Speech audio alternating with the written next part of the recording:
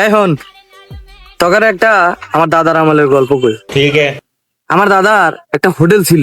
अच्छा। তাই হোটেলে প্রতিদিন রুটি বানাইতো, এত বড় রুটি বানাইতো, এত বড় রুটি বানাইতো যে সারা গ্রামের মানুষজনকে খাওয়াইতো। খাইতে খাইতে খাইতে খাইতে দুপুর হয়ে যাইতো, কিন্তু ফুরাইতে পারতো না। শেষমেশ যেটা বাঁচতো ওইটা আবার বাড়িতে নিয়ে আসতো, আমরা খাইতাম। আরে তোর দাদার কথা বাদ তো, আমার দাদা কি করছে ওটা শুনলে তো তোর পাগল হয়ে যাবি। কস কি? তোর দাদা কি এমন করছে শুনলে পাগল হয়ে যাবো? দেই কত। তা আমার দাদা নদীতে বসি দিয়ে মাছ মারছে, একদিন এত বড় একটা বোয়াল মারছে, বোয়ালটা ফ্রাই করে পুরো 2-4 এলাকার মানুষ খায়া, তাও এই বোয়ালের অর্ধেক বোয়ালে শেষ করবার নাই। আমার চ্যাটের বাল চাপা মারার জায়গা পায় না। এই তোর দাদা অত বড় বোয়াল ফ্রাই করছে, অত বড় করাই পেয়েছে কোন জায়গায় রে? কে?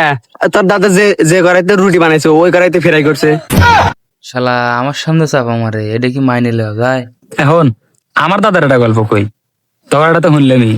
আমার দাদার এত বড় একটা বাস আসলো বুঝছিস, এই বাসটা যদি খাড়া করছে একবার মেঘ ফুটো হয়ে আসমান ফুটো হয়ে মারা গেছে।